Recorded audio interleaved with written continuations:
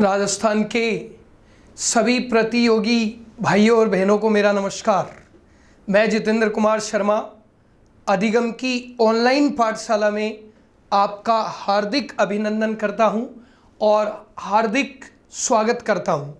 मित्रों, comment box के अंदर मैं आप लोगों के कमेंट्स देख रहा हूं। आपका प्यार हमें बहुत ज़्यादा मिल रहा है। इसी तरीके से आपका प्यार मिलता रहे, हम और अच्छे से अच्छा पढ़ाने की कोशिश करेंगे। कमेंट बॉक्स के अंदर मैं देख रहा हूं कि कई बंदे डेली कमेंट्स करते हैं कि साहब हिंदी की लगाओ, संस्कृत की लगाओ, पॉलिटिकल की लगाओ। मित्रों, जैसे जैसे कंडीशंस सूटेबल हो रही है उस अकॉर्डिंग आपको ये नॉलेज मिल रही है, ये ऑनलाइन वीडियो मिल रहे हैं। आप समय समय पर जो आपको मिल रहा है उस पे कंसंट्रेट करते हुए आप अपनी स्टडी को जारी रखें। अधिगम इंस्टीट्यूट पूर्ण रूप से कटिबद्ध है और हर संभव प्रयास आपकी रेगुलर स्टडी के लिए कर रहा है। इस प्रकार हम पिछली क्लास के अंदर राजस्थान का अक्षांश एवं देशांतरीय विस्तार पढ़ रहे थे और मैंने देशांतरीय विस्तार के अंतर्गत आपको समय की गणना के बारे में बताया था। मित्रों, समय दो प्रकार के होते हैं, एक मानक समय और एक स्थानीय समय। कल पिछली क्लास में मैंने आपको फुली मानक समय के ऊपर बताया था, किस तरीके से मानक समय निर्धारित किया जाता है और उसके 6 टाइप्स के क्वेश्चंस मैंने कल आपको एक्सप्लेन किए थे। और उनमें से पहले टाइप का जो क्वेश्चन था पूर्वी देशांतर से पूर्वी देशांतर, उसमें दूसरे टाइप का जो क्वेश्चन था पूर्वी देशांतर में पीछे की ओर, उसमें तीसरे टाइप का जो क्वेश्चन था पश्चिमी देशांतर से पश्चिमी देशांतर आगे, और उसमें चौथे टाइप का जो क्वेश्चन था पश्चिमी देशांतर में पश्चिमी देशांतर के पीछे। पांचवें टाइप का क्वेश्चन था एक ही प्रश्न में पूर्वी देशांतर भी हो और पश्चिमी देशांतर भी हो। और छठे टाइप का क्वेश्चन था हमारा जब दिए गए प्रश्न के अंदर समय 2 बार दिया गया हो और आपसे देशांतरीय स्थिति पूछी गई हो। और मैंने आपसे लास्ट में कह दिया था कि इन 6 टाइप्स के क्वेश्चंस को निकालने के बाद आप देशांतरों की गणना के शहंशाह होंगे और आप किसी भी तरीके के क्वेश्चंस निकालो, आपके बड़े इजी वे में वो क्वेश्चंस होंगे, निकाल रहे होंगे। अगर कोई क्वेश्चन आपको नहीं आता है, कोई प्रश्न को लेकर के, किसी क्वेश्चन को लेकर के, किसी तथ्य को लेकर आपके अंदर कोई डाउट हो तो आप निसंदेह कमेंट बॉक्स में लिखो। कमेंट बॉक्स के अंदर आप इन चीज़ों पे ज़्यादा फोकस करो बजाय अन्य क्लासों के, और जैसे जैसे आपको जो चीज़ मिल रही है आप रेगुलर स्टडी रखो। आज मैं आपको स्थानीय समय की गणना बताऊंगा और स्थानीय समय की गणना मित्रों सूर्य की स्थिति के अनुसार होती है। और आपको पता है कि सूर्य सदैव पूर्व दिशा से उदय होता है, इसीलिए सूर्य का प्रकाश सबसे पहले पूर्व की ओर प्राप्त होगा। और यही कारण है कि विश्व में सर्वप्रथम सूर्य उदय जापान के अंदर होता है। चूंकि पूर्ण रूप से ईस्ट जो कंडीशन है वो जापान की है, इसलिए जापान को सूर्य उदय का देश कहा जाता है। मित्रों, यहाँ हमें राजस्थान के स्थानीय समय की बात करनी है, लोकल टाइम की बात करनी है, तो हमारा बिंदु रहेगा यहाँ राजस्थान का स्थानीय समय। और राजस्थान के इस स्थानीय समय का अध्ययन हमें यहाँ करना है। तो स्थानीय समय को हम कहते हैं लोकल टाइम, इसको हम कहते हैं लोकल टाइम। तो ये लोकल टाइम के रूप में जाना जाता है। और लोकल टाइम किस तरीके से निर्धारित किया जाएगा? 1 डिग्री देशांतर को पार करने में कितने मिनट का समय लगता है? 4 मिनट का समय लगता है। और प्रत्येक डिग्री पर अपना निर्धारित समय वहां का स्थानीय समय कहलाता है। जो विश्व में ग्लोब के ऊपर पृथ्वी पर प्रत्येक देशांतर का अपना अलग अलग होता है। इसलिए लोकल टाइम जब आप राजस्थान का पढ़ोगे तो राजस्थान का लोकल टाइम पढ़ने से पहले आपको यहां राजस्थान के इन 4 बिंदुओं के बारे में आपको एक बार देखना पड़ेगा। ये जो बिंदु देख रहे हो आप, ये हमारे राजस्थान की सबसे उत्तरी दिशा है। ये जो बिंदु देख रहे हो आप, ये हमारे राजस्थान की सबसे दक्षिणी दिशा है। ये जो बिंदु देख रहे हो आप, ये बिंदु राजस्थान का सबसे पूर्वी बिंदु होगा। और ये जो बिंदु देख रहे हो आप, ये बिंदु राजस्थान का सबसे पश्चिमी बिंदु होगा। और इस तरीके से मैंने राजस्थान को 4 दिशाओं के अंदर विभाजित कर दिया है। जब हम राजस्थान के सबसे दक्षिण भाग की बात करें, जहां से हमारा अक्षांशीय विस्तार चालू हुआ, और अक्षांशीय विस्तार चालू हुआ मित्रों हमारा 23 डिग्री 03 मिनट उत्तरी अक्षांश से, और इसकी समाप्ति हो गई थी 30 डिग्री 12 मिनट उत्तरी अक्षांश। अगर मैं दक्षिण बिंदु की बात करूं तो मैंने आपको यहां बताया था कि राजस्थान का सबसे दक्षिणी जिला, तो राजस्थान का सबसे दक्षिणी जिला कौन सा था? बांसवाड़ा। कौन सा जिला था? बांसवाड़ा। और इस बांसवाड़ा की सबसे दक्षिणी तहसील ये थी कुशलगढ़। कौन सी तहसील थी? कुशलगढ़ तहसील थी। तो बांसवाड़ा में कुशलगढ़ अंतिम तहसील होगी। और यहाँ जो लास्ट गांव है हमारा, उस गांव का नाम है बोरकुंड गांव। कौन सा गांव है? बोरकुंड गांव। ये राजस्थान का सबसे दक्षिणी गांव है बोरकुंड गांव। इसके बाद राजस्थान का सबसे उत्तरी जिला, और राजस्थान का सबसे उत्तरी जो जिला है, राजस्थान का सबसे उत्तरी जिला है गंगानगर। कौन सा जिला है? गंगानगर जिला है। और इस गंगानगर जिले में ही यहाँ गंगानगर तहसील है, और इस गंगानगर तहसील का सबसे उत्तरी जो गांव है मित्रों, उस गांव का नाम है कोणा गांव। कौन सा गांव है? कोणा गांव। तो हमारे राजस्थान का सबसे दक्षिणी गांव कौन सा होगा? बोरकुंड गांव। सबसे दक्षिणी तहसील कौन सी होगी? कुशलगढ़ तहसील। सबसे दक्षिणी जिला कौन सा होगा? बांसवाड़ा जिला। सबसे उत्तरी जिला कौन सा होगा? गंगानगर। सबसे उत्तरी तहसील कौन सी होगी? गंगानगर। और सबसे उत्तरी गांव कौन सा होगा? कोणा गांव। ध्यान रहे, यहां 2 कंसेप्ट निकल करके आ चुके हैं। राजस्थान का सबसे उत्तरी बिंदु कोणा गांव, और राजस्थान का सबसे दक्षिणी बिंदु बोरकुंड गांव को कहा जाएगा। इसके बाद अगर हम बात करें राजस्थान का सबसे पूर्वी गांव, और राजस्थान के सबसे पूर्वी गांव की बात करें तो राज्य में सबसे पूर्वी जिला है धौलपुर। कौन सा जिला है मित्रों? धौलपुर जिला है। तो राजस्थान का सबसे पूर्वी जिला कौन सा हो जाएगा? धौलपुर। और इस धौलपुर जिले के अंदर एक तहसील है, और उस तहसील का नाम है राजखेड़ा। कौन सी तहसील है? राजखेड़ा। और इस राजखेड़ा तहसील का सबसे अंतिम जो गांव है हमारी पूर्वी सीमा के ऊपर, उस गांव का नाम है सिलान गांव। कौन सा गांव है मित्रों? सिलान गांव।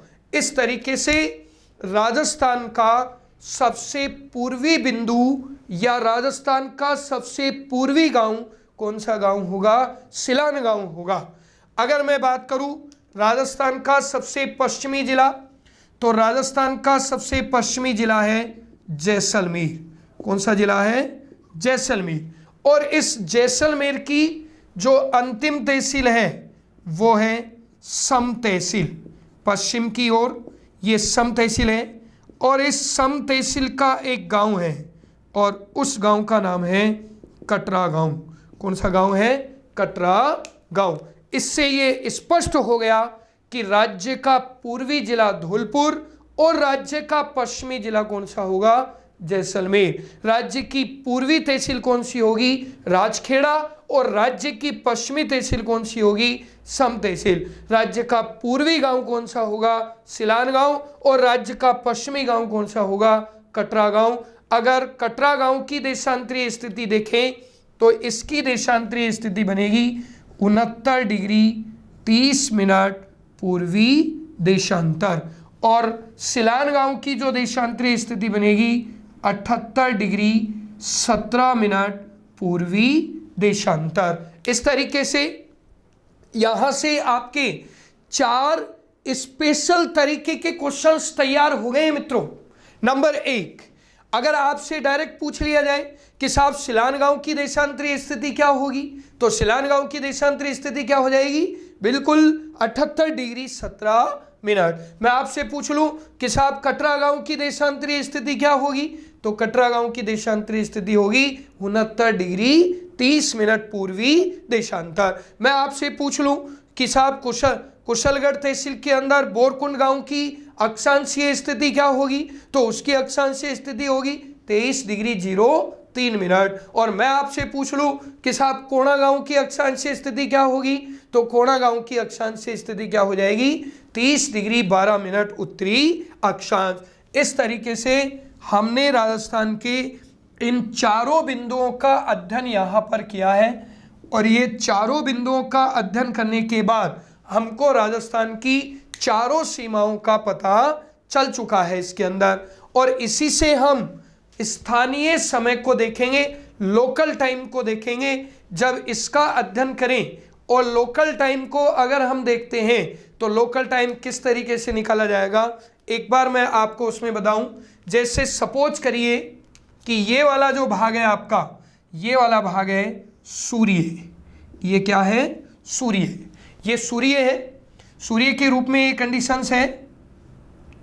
ये जो कंडीशंस देख रहे हो आप, ये कंडीशंस सूर्य के रूप में कंडीशंस है। ये सूर्य की स्थिति है, और आपको पता है कि सूर्य सदैव कौन सी दिशा में उदय होता है? पूर्व के अंदर। तो ये जो स्थिति होगी ये कौन सी दिशा की होगी? ईस्ट, पूर्वी दिशा के अंदर ये स्थिति बनेगी। और जब पूर्वी दिशा के अकॉर्डिंग हम बात करें तो सबसे पहले राजस्थान में जो सूर्य की किरणें हैं वो कौन से जिले को प्राप्त होगी मित्रों? सबसे पहले सूर्य उदय की पहली किरण हमारे पूर्वी भाग धौलपुर जिले को प्राप्त होगी। बिल्कुल, राजस्थान में सबसे पहले सूर्य उदय धौलपुर जिले के अंदर राजखेड़ा तहसील के सिलान गांव में होता है। और इस तरीके से यहां हम देख रहे हैं कि राज्य में सर्वप्रथम सूर्य उदय, तो राजस्थान में सर्वप्रथम सूर्य उदय कहाँ होगा? राजस्थान में सर्वप्रथम सूर्य उदय होगा धौलपुर जिले के अंदर। कौन से जिले के अंदर होगा? धौलपुर जिले के अंदर। तो सर्वप्रथम सूर्य उदय हो जाएगा धौलपुर जिले के अंदर। और सबसे लास्ट में सूर्य उदय, तो आपको पता है कि 1 डिग्री देशांतर बराबर सूर्य की किरणों को कितने मिनट का समय लगता है? 4 मिनट का। चूंकि हमारी पृथ्वी अपने अक्ष पर झुकी हुई है, इसीलिए 1 डिग्री से दूसरे डिग्री को पार करने में उसको कितने मिनट का समय लगेगा? 4 मिनट का समय लगेगा। तो राजस्थान का सबसे पूर्वी जिला धौलपुर है, इसलिए सूर्य उदय वाला जिला भी कौन सा कहलाएगा? धौलपुर कहलाएगा। और सबसे अंतिम जिला कौन सा है? जैसलमेर।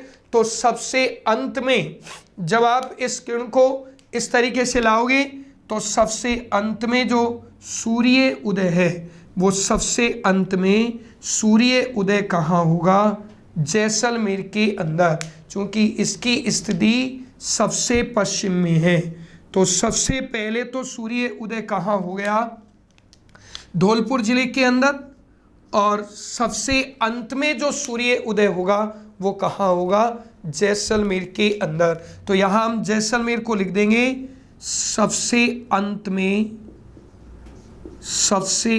में सूर्य उदय। तो सबसे अंत में जो सूर्य उदय होगा सबसे अंत में सूर्य उदय कौन सा होगा, कौन से जिले में होगा, जैसलमेर के अंदर। यहां से दोनों क्वेश्चन आपके क्लियर हो चुके हैं। राज्य में सर्वप्रथम सूर्य उदय होगा धौलपुर में और सबसे अंत में सूर्य उदय होगा जैसलमेर जिले के अंदर। जब हम ऑफलाइन क्लासों के अंदर होते हैं और जब हम ऑफलाइन क्लासों के अंदर होते हैं तो मैं कई बार क्वेश्चन पूछ लेता हूं और वो बड़ा फास्ट स्पीड के अंदर मैं पूछता हूं, जल्दी जल्दी मैं पूछता हूं ताकि स्टूडेंट के आईक्यू का पता चल सके।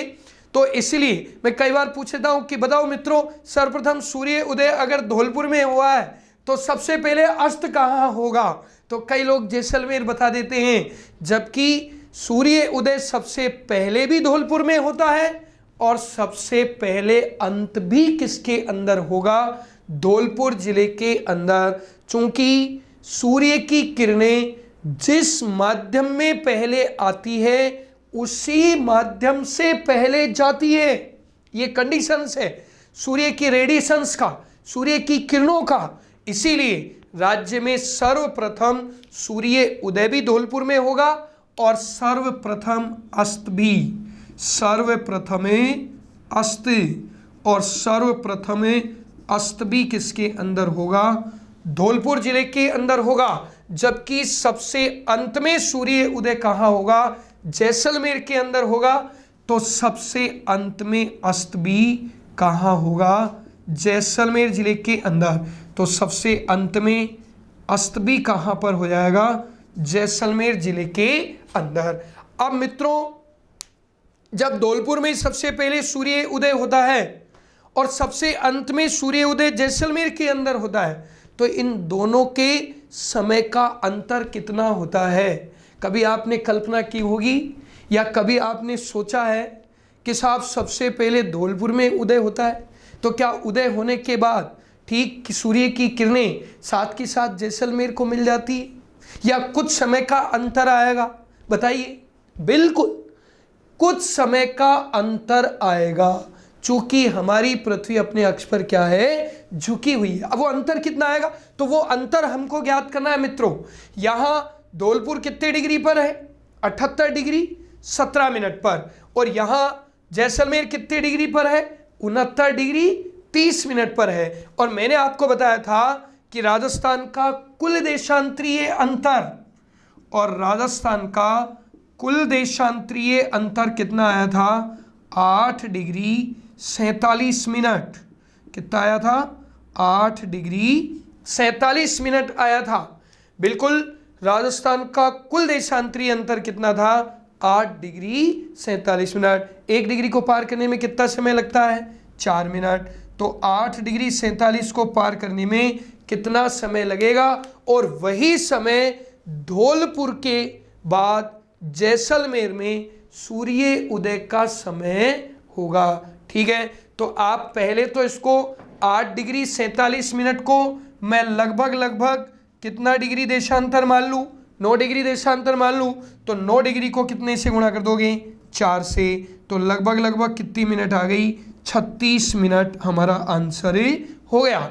और यदि परफेक्ट निकालना है, बिल्कुल एक्यूरेसी देखनी है, तो बिल्कुल एक्यूरेसी आप यहां देखोगे, 8 डिग्री 47 को किससे गुणा कर दोगे, 4 से। तो 8 को 4 से गुणा करेंगे तो मिनट का कैलकुलेशन किस में आएगा, मिनट में, तो 32 मिनट। और 47 को 4 से गुणा करेंगे तो वो कितनी हो जाएगी, 188।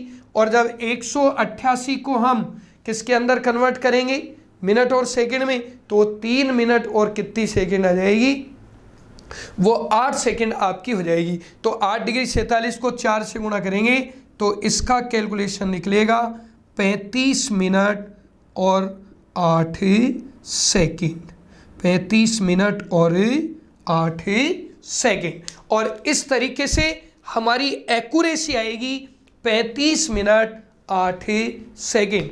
अब हम कह सकते हैं कि जब सूर्य उदय की पहली किरण धौलपुर को मिलती है तो ठीक उसके 35 मिनट 8 सेकंड के बाद सूर्य उदय कहाँ होगा, जैसलमेर के अंदर होगा, जो लगभग दोनों के समय का अंतर कितने मिनट में आ जाएगा, 36 मिनट के अंदर ही आ जाएगा। और इस तरीके से हम लोकल टाइम की जो गणना है वो लोकल टाइम की गणना हम इस तरीके से करते हैं और ये समय इस तरीके से निकाला जाता है। जैसे यहीं पर मैं एक एग्जांपल सेट कर दूं कि जैसे धौलपुर जिले के अंदर या सिलान गांव के अंदर सूर्य उदय का समय, जैसे यहाँ मान लीजिए कि यहाँ पर सूर्य उदय का जो समय है वो सूर्य उदय का समय है यहाँ पर लगभग सुबह के 5 बजे। कितने बजे हुआ है? सुबह के 5 बजे। तो सूर्य उदय का समय हो रहा है यहाँ कितने बजे का? 5 बजे का समय हो रहा है। एक एग्जाम्पल निकाल रहे हैं अपन यहाँ पर, इस एग्जाम्पल से इसको देख रहे हैं। अगर यहाँ सूर्य उदय सुबह के कितने बजे हुआ है? 5 बजे हुआ है। तो जैसलमेर में कितने बजे होगा? तो जब जैसलमेर के अंदर इसको निकालेंगे तो ये जैसलमेर के अंदर हो जाएगा 5:35 और कितने सेकंड पर? 8 सेकंड पर। कितने सेकंड पर हो जाएगा? 5:35 और 8 सेकंड। ये हमारा इसके अंदर आंसर ही बनेगा। तो यहाँ पर ये जो सूर्य उदय होगा ये कितने बजे होगा? 5:35 और 8 सेकंड। चूंकि सूर्य उदय पूर्व से होता है और पूर्व से आगे की ओर लोकल टाइम हमेशा क्या होता जाएगा? बढ़ता जाएगा। अगर यहाँ 5 बजे सूर्य उदय हुआ है तो यहाँ 5:35 और 8 सेकंड पर सूर्य उदय होगा। इस तरीके से मित्रों सूर्य उदय के अकॉर्डिंग हम लोकल टाइम की गणना करते हैं। एक बार आप इसका स्क्रीनशॉट ले लीजिए और स्क्रीनशॉट लेकर के इसको अपनी नोटबुक के अंदर आप उतार लेना। हालांकि बाद में जब आपको पीडीएफ मिलेगी, इस बार हम कुछ नया कर रहे हैं, इसमें ऑनलाइन के अंदर हम आपको मटेरियल भी उपलब्ध कराएंगे पीडीएफ के माध्यम से जब हमारा ऐप तैयार हो जाएगा। और हम आपको टॉपिक वाइज बहुत शानदार और रिसर्चेबल क्वेश्चनों का संग्रह भी आपको उसमें करवाएंगे ऑनलाइन ऐप के अंदर, ठीक है। लेकिन अभी ऐप बनने में थोड़ा सा समय, जल्दी ही अधिगम का ऐप भी लॉन्च हो जाएगा और फिर आपको पूरा मटेरियल, पूरा जो सिलेबस है वो बड़ा आसानी से उपलब्ध हो जाएगा। जैसा कि आपने इसका स्क्रीनशॉट ले लिया होगा। अब हम आगे बात करते हैं और आगे हम बात करेंगे राजस्थान के अंदर यहाँ से अक्षांश और देशांतरीय स्थिति समाप्त हुई और अब हम बात करेंगे राजस्थान की स्थलीय सीमा रेखा पर, क्योंकि जनरल इंट्रोडक्शन में हम राजस्थान की स्थलीय सीमा को पढ़ते हैं, राजस्थान के सरफेस को पढ़ेंगे। और सरफेस को पढ़ने से पहले किसी भी स्थान की बाउंड्री देखी जाती है और मित्रों बाउंड्री 2 प्रकार की होती है। सीमाओं का निर्धारण 2 रूपों में होता है। नंबर 1, एक तो स्थल के रूप में होता है और एक निर्धारण जो होता है वो तट या जल के रूप में होता है। इसलिए सीमाओं की जब बात की जाए तो सीमाएं 2 प्रकार की होगी, स्थलीय और तटीय, या स्थलीय या जलीय। तो राजस्थान की हम स्थिति देखेंगे, सीमाओं के रूप में हम राजस्थान का निर्धारण करेंगे। यहाँ से मैंने आपको अक्षांश देशांतर वाला टॉपिक बताया है। अगर इसमें आपका कोई भी डाउट हो तो आप कमेंट बॉक्स के अंदर डालना, मैं अगली क्लास के अंदर उसका सॉल्यूशन कर दूंगा, ठीक है। अब हम राजस्थान की स्थलीय सीमा की बात करेंगे और स्थलीय सीमा की बात करने से पहले एक बार फिर आपको लोकल टाइम के बारे में बता दूं। सूर्य उदय से निर्धारित समय स्थानीय समय होता है जो सूर्य की परछाई के अनुसार निर्धारित होता है और विश्व में प्रत्येक डिग्री देशांतर पर लोकल टाइम अलग अलग होता है। 1 डिग्री बराबर कितने मिनट का अंतर आता है? 4 मिनट का। सबसे पहले सूर्य की किरणें पूर्व की ओर प्राप्त होती है और सबसे अंत में पश्चिम की ओर प्राप्त होती है। जैसा कि आप राजस्थान में देखा कि सबसे पहले सूर्य उदय कहाँ हुआ? धौलपुर के अंदर, और सबसे अंत में कहाँ हुआ? जैसलमेर के अंदर। और दोनों के समय का जो अंतर है 35 मिनट और 8 सेकंड हुआ। जैसे कि आपने देखा कि यदि सपोज करिए कि धौलपुर के अंदर 5 बजे सूर्य उदय हुआ है तो जैसलमेर में सूर्य उदय हुआ है 5:35 और 8 सेकंड के अंदर। अब हमारा अगला टॉपिक रहेगा राजस्थान की स्थलीय सीमा रेखा या बाउंड्रीज के बारे में बात करेंगे। और बाउंड्रीज के बारे में बात करने से पहले मैं आपको हल्का सा बाउंड्री की नॉलेज बताता हूँ।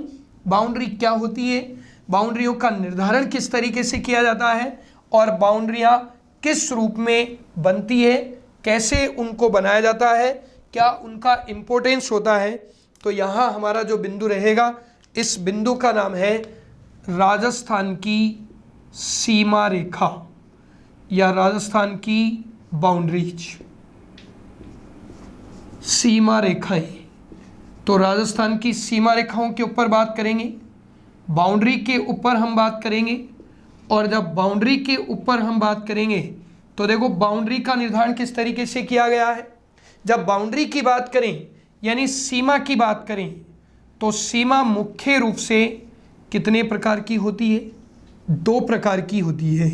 ठीक है, कितने प्रकार की होती है, 2 प्रकार की। मित्रों, ज्योग्राफी में सीमा और रेखा, इन दोनों का अपना विशेष इंपॉर्टेंस होता है। इसलिए सीमाओं पर और रेखाओं पर, इन सीमा और रेखा पर तो आपको पूरी पकड़ याद रखनी है। मैं आपको पहले इसमें बता चुका हूं। अब से पहले मैं रेखाओं में बात कर रहा था, अब मैं सीमा की बात करूंगा। और जब सीमा की बात करें तो सीमा कितने प्रकार की होती है, 2 प्रकार की। एक सीमा कहलाती है स्थलीय सीमा। कौन सी सीमा कहलाती है, स्थलीय सीमा। और दूसरी जो सीमा है वो दूसरी सीमा कहलाती है तटीय सीमा। कौन सी कहलाती है, तटीय सीमा। इसको आप तटीय भी कह सकते हो और इसको आप कौन सी सीमा भी कह सकते हो, जलीय सीमा भी आप इसको कह सकते हो। तो सीमा 2 प्रकार की हो जाएगी, स्थलीय सीमा और तटीय या जलीय सीमा। एक बार मैं आपको राजस्थान से परिचित करा दूं और राजस्थान से जब आप परिचित होंगे तो आपको पता चल जाएगा कि राजस्थान की सीमा केवल स्थलीय है या तटीय भी है या फिर तटीय और स्थलीय दोनों है या दोनों में से एक है। उसका निर्धारण आप बड़े आसानी से इसके अंदर ही कर लोगे। तो मैं आपको एक बार यहाँ स्थलीय सीमा का हल्का सा परिचय कराता हूँ। जब हम राजस्थान की बात करते हैं और राजस्थान के अंतर्गत हम इस तरीके से जब राजस्थान की आउटलाइन को देखते हैं और राजस्थान की आउटलाइन को देखने के बाद हम इसमें निर्धारण करते हैं, तो जब हम राजस्थान की आउटलाइन देखेंगे तो मित्रों यहाँ से राजस्थान की ये जो स्थलीय सीमा है, ये स्थलीय सीमा इस तरीके से है, ये इस तरीके से यहाँ बनी हुई है। और ये जो स्थलीय सीमा उत्तर पश्चिम के अंदर कौन से देश के साथ लगती है, पाकिस्तान के साथ लगती है। कौन से देश के साथ लगती है, पाकिस्तान के साथ ही लगती है। तो राजस्थान का उत्तर पश्चिम भाग, तो राजस्थान का उत्तर पश्चिम भाग किस देश के साथ लगता है, पाकिस्तान के साथ ही लगता है। जबकि मैं राजस्थान के उत्तर की बात करूं, ये हमारा उत्तर का भाग है। और जब मैं उत्तर की ओर बात करूं तो राजस्थान का उत्तर की ओर जो भाग है वो कौन से राज्य से लग रहा है, पंजाब। कौन से राज्य से लग रहा है, पंजाब राज्य से राजस्थान उत्तर की ओर स्पर्श करता है। जब मैं उत्तर पूर्व की ओर बात करूं और उत्तर पूर्व के अंदर राजस्थान कौन से राज्य से लग रहा है, हरियाणा। कौन से राज्य से लग रहा है, हरियाणा राज्य से लग रहा है। इसका मतलब क्या हुआ, उत्तर पश्चिम की ओर पाकिस्तान, उत्तर की ओर पंजाब और उत्तर पूर्व की ओर क्या होगा, हरियाणा होगा। और जब पूर्व की ओर बात करूं तो राजस्थान पूर्व की ओर एक राज्य से लग रहा है और उस राज्य का नाम है उत्तर प्रदेश। कौन सा राज्य है, उत्तर प्रदेश। तो ये उत्तर प्रदेश राज्य है पूर्व की ओर। और जब दक्षिण पूर्व की बात करूं तो दक्षिण पूर्व के अंदर ये स्थिति है हमारी। और दक्षिण पूर्व में राजस्थान जो लग रहा है वो किससे लग रहा है, मध्य प्रदेश। किससे लग रहा है, मध्य प्रदेश। और जब दक्षिण पश्चिम की बात करूं तो दक्षिण पश्चिम में राज्य किससे लग रहा है, गुजरात। कौन से राज्य से स्पर्श कर रहा है? गुजरात राज्य से स्पर्श कर रहा है। इस तरीके से मित्रों आप राजस्थान के पूरे मानचित्र से वाकिफ हो चुके हो।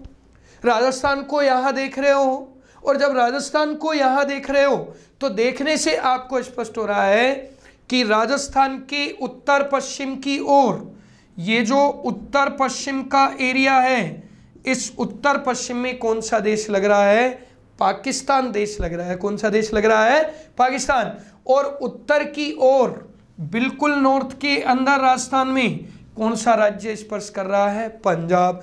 उत्तर पूर्व की ओर, और उत्तर पूर्व की ओर कौन सा राज्य लग रहा है? हरियाणा। कौन सा राज्य लग रहा है? हरियाणा। और पूर्व की ओर, और पूर्व की ओर कौन सा राज्य लग रहा है? उत्तर प्रदेश। और दक्षिण पूर्व की ओर, और दक्षिण पूर्व की ओर कौन सा राज्य लग रहा है? मध्य प्रदेश। और दक्षिण पश्चिम की ओर, और दक्षिण पश्चिम की ओर कौन सा राज्य लग रहा है? गुजरात। अब यहां से आप राजस्थान की बाउंड्री को जब देख रहे हो तो इस बाउंड्री को देखने से ये स्पष्ट हो रहा है कि राजस्थान केवल और केवल स्थल के साथ स्पर्श करता है। राजस्थान से कोई जलीय भाग नहीं लगा हुआ है। तो इसलिए मित्रों बताओ, राजस्थान की जो सीमा है वो केवल स्थलीय होगी या जलीय भी होगी, इस पे हम बात करते हैं। तो ये स्पष्ट हो चुका है कि राजस्थान की जो सीमा रेखा है वो केवल और केवल किस रूप में होगी? स्थल की। चूंकि उत्तर पश्चिम में भी स्थल है, उत्तर में भी स्थल है, उत्तर पूर्व में भी स्थल है, बिल्कुल पूर्व में भी स्थल है, दक्षिण पूर्व में भी स्थल है, और दक्षिण पश्चिम में भी स्थल है। इसका मतलब जो भाग, जो सीमा रेखा स्थल की स्थल के साथ लगती है उसको स्थलीय सीमा कहते हैं। क्या कहते हैं उसको? स्थलीय सीमा रेखा। तो राजस्थान केवल और केवल कौन सी सीमा रेखा के रूप में है? स्थलीय सीमा रेखा के रूप में है। लेकिन मित्रों यहां आप देख रहे हो कि साहब उत्तर पश्चिम के अंदर पाकिस्तान के साथ राजस्थान 1070 किलोमीटर स्पर्श कर रहा है। कितने किलोमीटर स्पर्श कर रहा है? 1070 किलोमीटर। यहाँ उत्तर पश्चिम में राजस्थान से लगने वाला पाकिस्तान एक देश है, और देश से देश का स्थलीय भाग अगर लगता है, एक देश की सीमा दूसरे देश की सीमा से लगती है तो उसको कहते हैं अंतरराष्ट्रीय। क्या कहते हैं उसको? अंतरराष्ट्रीय, इंटरनेशनल लाइन के रूप में उसको जाना जाता है। जबकि मित्रों पंजाब हमारे भारत का एक राज्य है और उस राज्य से राजस्थान की सीमा लग रही है। यहाँ एक राज्य की सीमा दूसरे राज्य के साथ लग रही है, तो इस सीमा को हम कहेंगे अंतरराज्यीय सीमा रेखा। और ये अंतरराज्यीय सीमा रेखा पंजाब के साथ मित्रों 89 किलोमीटर है। कितने किलोमीटर है? 89 किलोमीटर। जबकि हरियाणा के साथ ये सीमा रेखा 1262 किलोमीटर है। कितने किलोमीटर है? 1262 किलोमीटर है। जबकि यूपी के साथ ये सीमा रेखा कितने किलोमीटर है? 877 किलोमीटर है। जबकि एमपी के साथ ये सीमा रेखा कितने किलोमीटर है? 1600 किलोमीटर है। और गुजरात के साथ ये सीमा रेखा 1022 किलोमीटर है। और इस तरीके से राजस्थान 5 राज्यों के साथ अंतरराज्यीय सीमा बना रहा है। उत्तर में पंजाब 89 किलोमीटर, उत्तर पूर्व में हरियाणा 1262 किलोमीटर, पूर्व में उत्तर प्रदेश 877 किलोमीटर, और दक्षिण पूर्व में मध्य प्रदेश 1600 किलोमीटर, और दक्षिण पश्चिम में गुजरात 1022 किलोमीटर। 5 राज्यों से राजस्थान की अंतरराज्यीय सीमा स्पर्श कर रही है। तो मित्रों यहां से स्पष्ट हो चुका है कि राजस्थान केवल एक ही बाउंड्रीज के रूप में है, और वो एक ही बाउंड्रीज केवल और केवल कौन सी सीमा रेखा है? स्थलीय सीमा रेखा है। और वो स्थलीय सीमा कितने रूपों के अंदर विभाजित है मित्रों? वो 2 रूपों के अंदर विभाजित है, और ये 2 स्थलीय सीमा के भाग कौन कौन से हो जाएंगे? एक को तो हम कहेंगे यहाँ अंतरराष्ट्रीय, कौन सी सीमा रेखा कहेंगे? अंतरराष्ट्रीय सीमा रेखा। ये अंतरराष्ट्रीय सीमा रेखा है जो केवल और केवल कितने देशों के साथ लगी हुई है? एक देश के साथ लगी हुई है, और वो देश कौन सा हो जाएगा? पाकिस्तान। और इसका दूसरा जो विभाजन है, इसका दूसरा विभाजन है अंतरराज्यीय। किसके रूप में है? अंतरराज्यीय सीमा रेखा के रूप में है। और ये अंतरराज्यीय सीमा रेखा कितने राज्यों के साथ लगी हुई है? ये 5 राज्यों के साथ लगी हुई है, जबकि अंतरराष्ट्रीय सीमा रेखा केवल कितने देशों के साथ लगी हुई है? एक देश के साथ लगी हुई है। कई बार परीक्षा में क्वेश्चन पूछ लिया जाता है कि राजस्थान से लगने वाले देशों की संख्या होगी, तो राजस्थान से लगने वाले देशों की संख्या मात्र कितनी होगी मित्रों? 1 होगी। और कई बार परीक्षा में क्वेश्चन पूछ लिया गया है कि राजस्थान से लगने वाले राज्यों की संख्या कितनी होगी, तो राज्यों की संख्या कितनी होगी मित्रों? 5 होगी। और कई बार परीक्षा में इस तरीके का क्वेश्चन पूछा गया है, और ये बहुत अच्छा क्वेश्चन है, निम्न में से कौन सा राज्य राजस्थान की स्थलीय सीमा पर स्पर्श नहीं करता है? ए पंजाब, बी हरियाणा, सी मध्य प्रदेश और डी महाराष्ट्र। मित्रों महाराष्ट्र राजस्थान को स्थलीय सीमा पर स्पर्श नहीं करता है।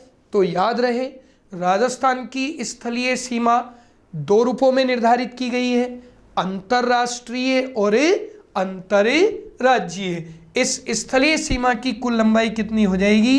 5920 किलोमीटर। तो इस तरीके से स्थलीय सीमा 5920 किलोमीटर है, जो कितने रूपों में निर्धारित है? 2 रूपों में निर्धारित है, अंतरराष्ट्रीय और अंतरराज्यीय। और जब अंतरराष्ट्रीय की बात करें तो अंतरराष्ट्रीय कितने किलोमीटर है?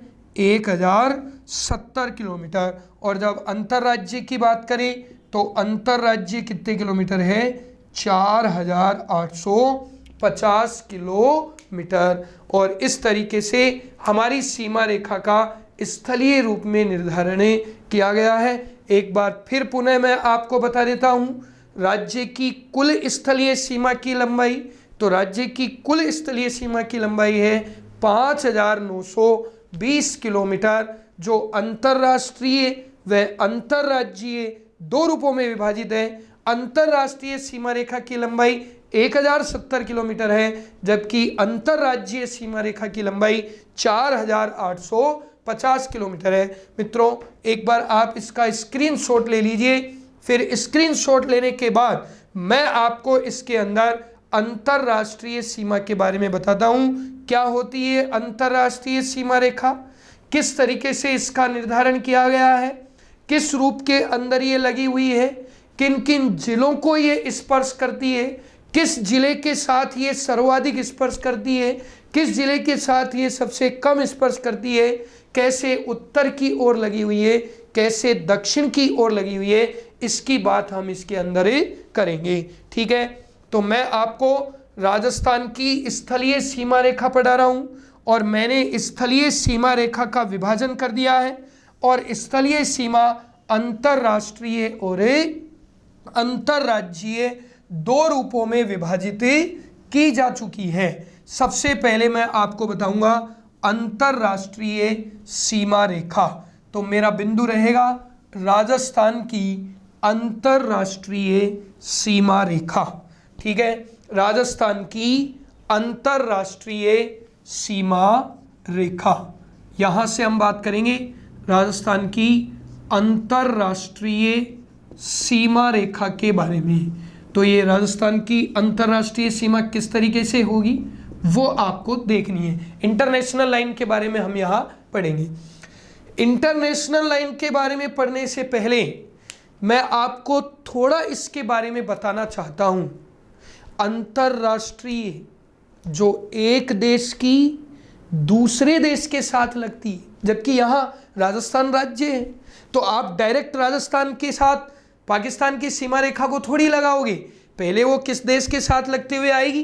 भारत के साथ आएगी। तो भारत और पाकिस्तान की सीमा रेखा में राजस्थान की अंतरराष्ट्रीय सीमा रेखा निहित है। इसीलिए राजस्थान की अंतरराष्ट्रीय सीमा रेखा पढ़ने से पहले आपको एक नज़र अंतरराष्ट्रीय सीमा रेखा पर भारत के साथ डालनी होगी। और जब मैं भारत के साथ आपको बताऊं, भारत के संदर्भ में इस सीमा रेखा की बात करेंगे हम, और जब भारत के संदर्भ में इस सीमा रेखा की बात करेंगे तो ये सीमा रेखा किस तरीके से निर्धारित की गई है। तो ये भारत के संदर्भ में है, और भारत के संदर्भ में आप जब इसको देखोगे तो यहाँ आप आउटलाइन देखो। सबसे पहले ये वाली आउटलाइन है, और इस आउटलाइन के माध्यम से हम इस सीमा रेखा का निर्धारण करेंगे। यहाँ से ये इस तरीके का स्ट्रक्चर है, आगे की ओर गया, और ये वाला जो भाग है ये यहाँ से इस तरीके से घूमता हुआ बन रहा है। ये वाला जो भाग है, ये वाला भाग इस तरीके से है, और आगे ये इस तरीके से गई है। जब इस सीमा रेखा की बात करें, ये है हमारी अंतरराष्ट्रीय सीमा रेखा। भारत के साथ यहाँ से चालू होती है, और अंतिम रूप के अंदर ये सीमा रेखा यहाँ जाकर के समाप्त हो जाती है। इस रूप में जाकर के ये समाप्त होगी, और जब इस रूप में हम इसकी बात करें तो ये सीमा रेखा इस तरीके से समाप्त हो रही है। ये जो भाग है, ये सीमा रेखा इस तरीके से समाप्त हो रही है, यहाँ जाकर के ये सीमा रेखा समाप्त हो जाएगी। और जब भारत के परिप्रेक्ष्य में इस सीमा रेखा को पढ़ें तो ये वाला जो भाग देख रहे हो आप, ये वाला भाग है आपका जम्मू कश्मीर। कौन सा है? जम्मू कश्मीर। ये J&K का भाग है, ये J&K का भाग है। और ये जो भाग देख रहे हो आप, ये भाग आपका किसका है? लद्दाख का भाग है। क्योंकि आपको पता होना चाहिए कि जिस समय ये सीमा रेखा का निर्धारण किया गया उस समय जम्मू कश्मीर एक रियासत थी, लेकिन जब वर्तमान की बात करें तो वर्तमान में इस जम्मू कश्मीर के दो भाग हैं, दो टेरिटरी हैं। ये एक टेरिटरी इसके अंदर जम्मू कश्मीर की है जो विधानसभा के रूप में भी है, और एक इसमें लद्दाख की है, वो केवल टेरिटरी है, केंद्र शासित प्रदेश है, वो विधानसभा के रूप में नहीं है।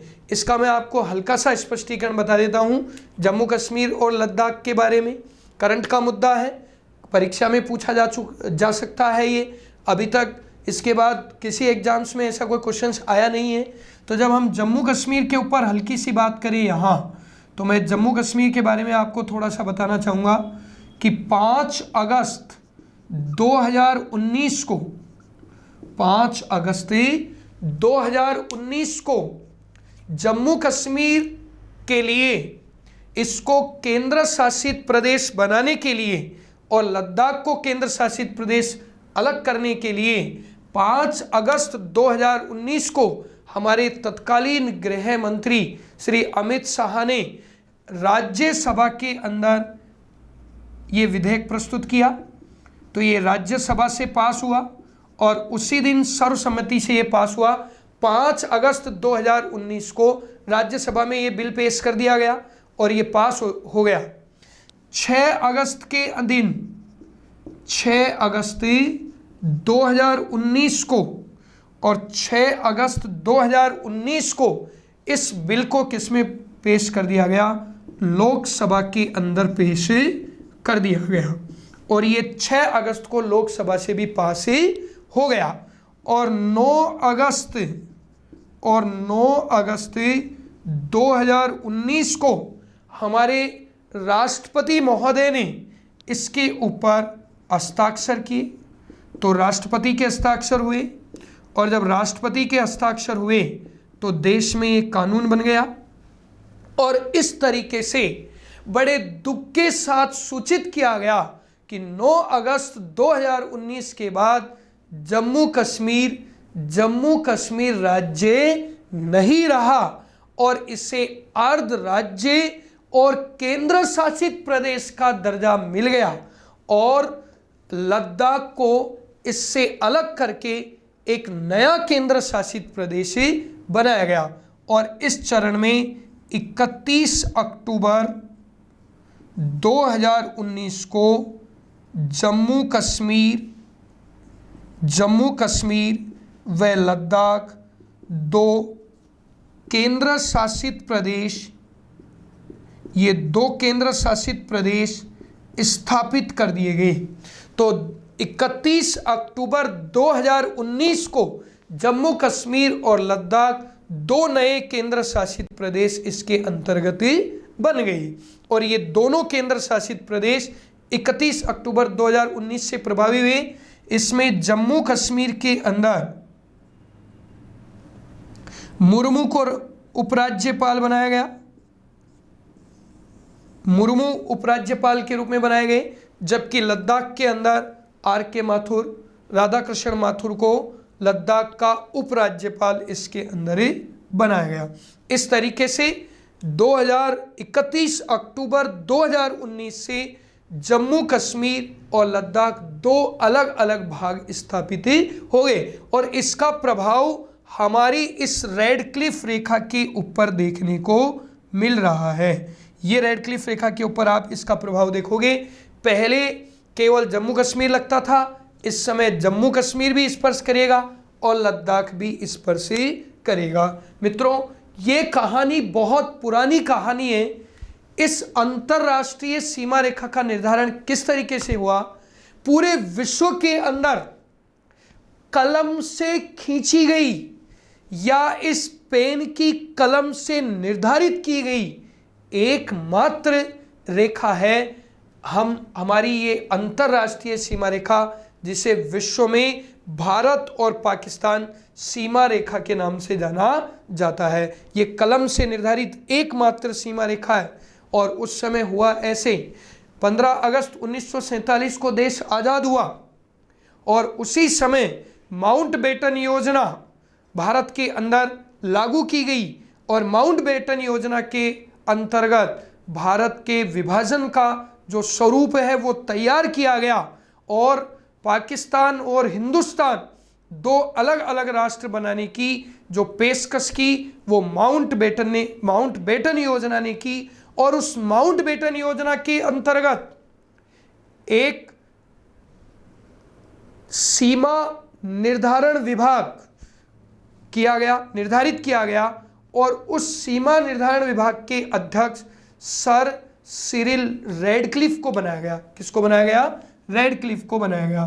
तो जब रेडक्लिफ को इसका अध्यक्ष बनाया गया और रेडक्लिफ को ये जिम्मेदारी सौंपी गई, एक अंग्रेज थे ये सर रेडक्लिफ, और इस अंग्रेज को ये जिम्मेदारी सौंपी गई कि वो भारत और पाकिस्तान दोनों के बीच में सीमा आयोग से या सीमा आयोग के माध्यम से रेखा का निर्धारण करेगा और इसके अध्यक्ष बनाए गए किसको? सर रेडक्लिफ को।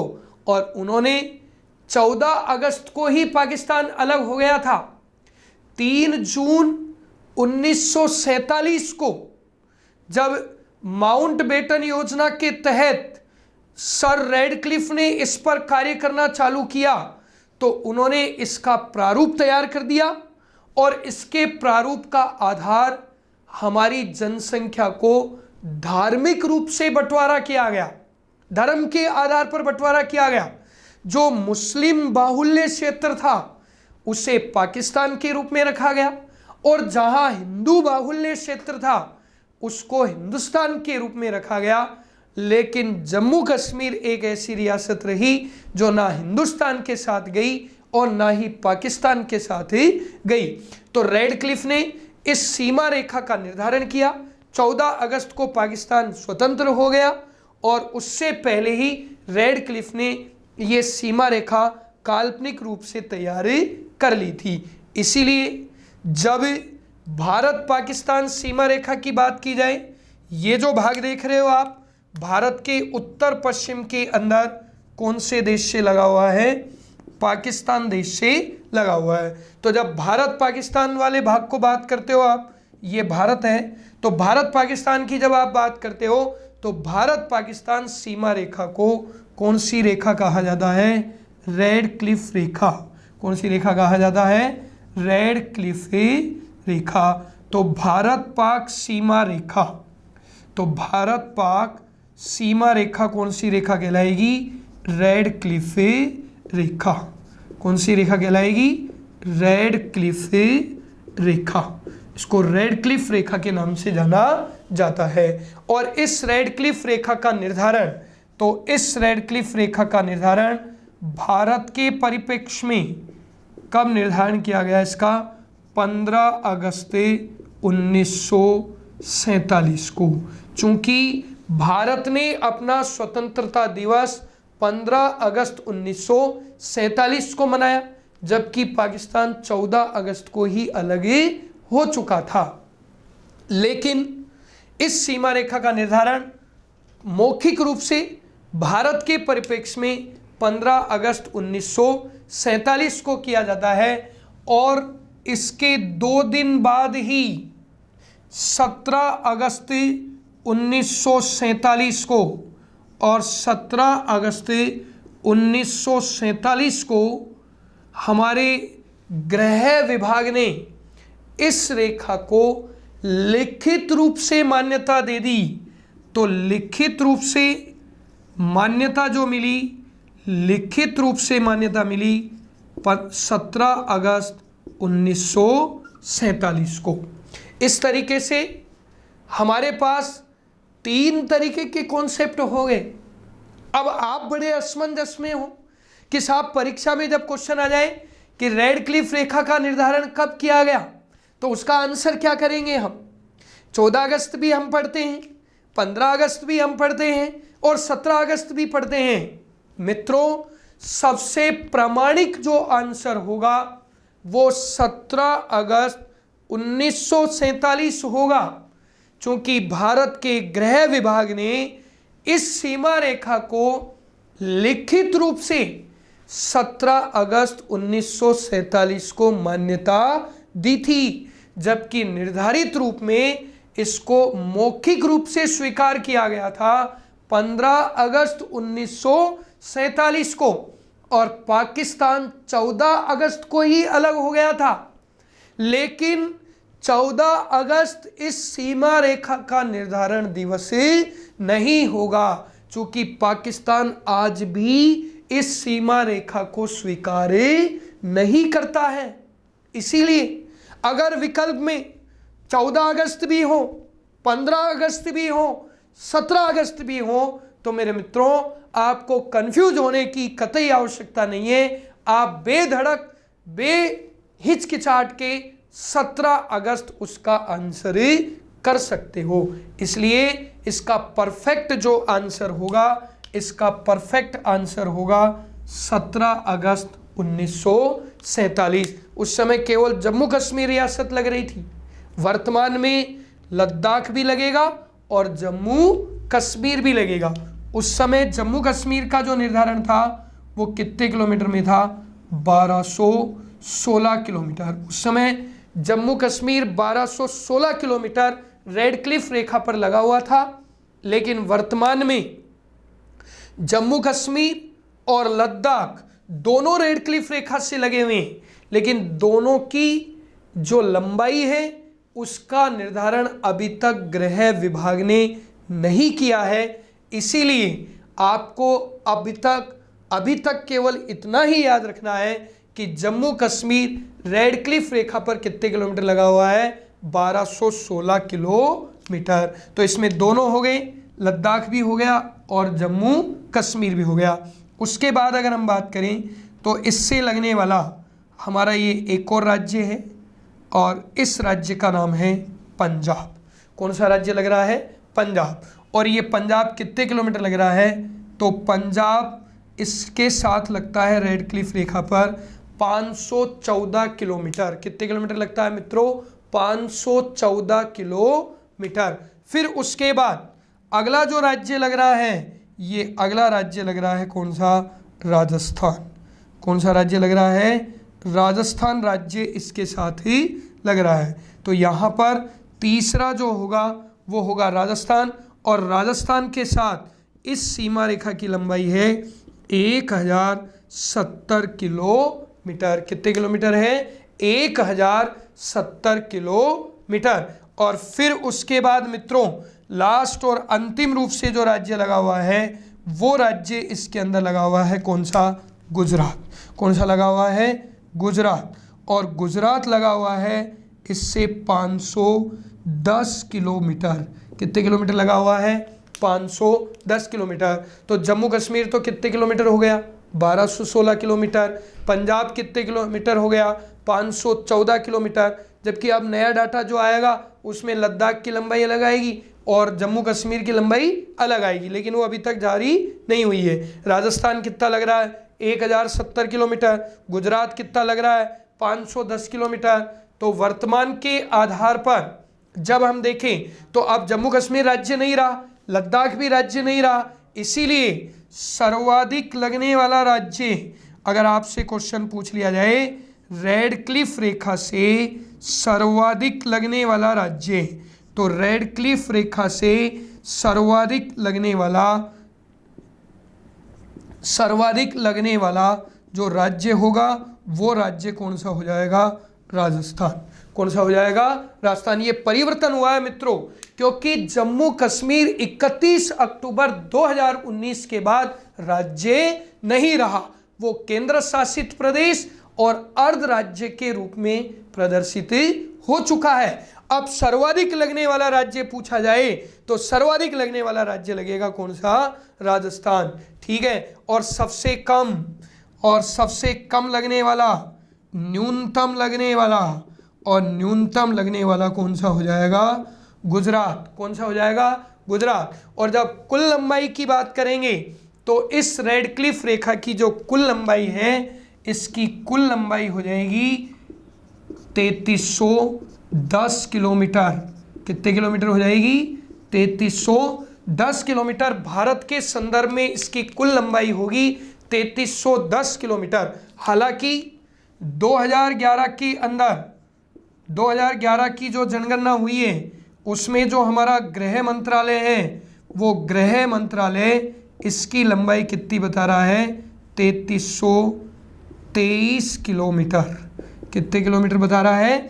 3323। लेकिन अभी तक आपको रीट का पैटर्न है, आपका रीट का एग्जाम है तो रीट पटवार वगैरह के अंदर पुराना ही डाटा आएगा, 3310 किलोमीटर याद रखना। जबकि वर्तमान में इसकी जो लंबाई है वो कितने किलोमीटर निर्धारित कर दी गई है? 3323 किलोमीटर निर्धारित कर दी गई है। उसका कारण है जब मैं आपको इंडियन ज्योग्राफी पढ़ाऊंगा तो इंडियन ज्योग्राफी में उसको एक्सप्लेन करूंगा कि ये 3323 किलोमीटर किस रूप में हो गई है। उसका एक हल्का सा आपको आइडिया बता देता हूं कि 24 डिग्री अक्षांश समानांतर पर कच्छ के क्षेत्र को लेकर भारत और पाकिस्तान दोनों के बीच विवाद रहा है और 2011 के बाद भारत ये दावा कर रहा है कि साहब हमने कच्छ के भाग को पूर्ण रूप से अधिग्रहित कर लिया है हमारे, इसीलिए वो कह रहा है कि अब रेड क्लिफ रेखा की लंबाई 3323 किलोमीटर होगी। लेकिन परीक्षा में या तो विकल्प में 3310 ही मिलेगा या विकल्प में 3323 मिलेगा। रीट के स्टैंडर्ड से इसमें 3310 आंसर रहेगा। जबकि अगर ये पूछ लेता है कि वर्तमान में रेड क्लिफ रेखा की कुल लंबाई कितनी है, तो वर्तमान में रेड क्लिफ रेखा की कुल लंबाई का आंसर क्या हो जाएगा? 3323 किलोमीटर। और इस तरीके से मित्रों ये जो सीमा रेखा है ये भारत के साथ स्पर्श कर रही है। आप इसका स्क्रीनशॉट ले लीजिए और स्क्रीनशॉट लेकर के इसके जो डाटा हैं उनको बड़े आसानी से अपनी कॉपी के अंदर उतार लेना और उतार करके और फिर इसको आप देख सकते हो। इससे मैं एक चीज़ यहाँ स्पष्ट कर दूं, पहले रेड क्लिफ रेखा से भारत के 4 राज्य लग रहे थे, वर्तमान में रेड क्लिफ रेखा से भारत के केवल कितने राज्य लग रहे हैं? तीन ही राज्य लग रहे हैं मित्रों, एक पंजाब, दूसरा राजस्थान और तीसरा कौन सा हो जाएगा, गुजरात। जबकि रेड क्लिफ रेखा से लगने वाले केंद्र शासित प्रदेशों की संख्या कितनी हो जाएगी, 2। एक लग रहा है जम्मू कश्मीर और दूसरा लग रहा है लद्दाख। तो अब अगर आपकी एग्जाम्स में क्वेश्चन आ जाए कि रेड क्लिफ रेखा से लगने वाले कुल कितने राज्य हैं, तो उसका आंसर 4 नहीं करना है, उसका आंसर कितना करना है, 3 आंसर आपको इसमें करना है। इस तरीके से आपने अभी तक रेड क्लिफ रेखा केवल भारत के संदर्भ में पढ़ी है।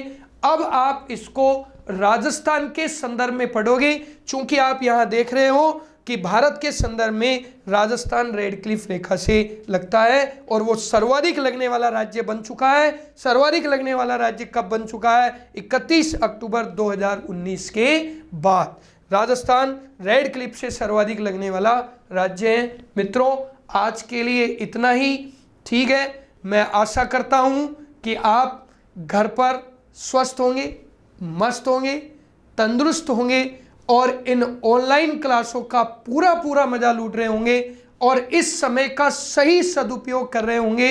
इन्हीं आशाओं के साथ आगे की बात हम अगली क्लास में करेंगे और अगली क्लास में हम राजस्थान के संदर्भ में रेड क्लिफ रेखा को या अंतरराष्ट्रीय सीमा रेखा को पढ़ेंगे।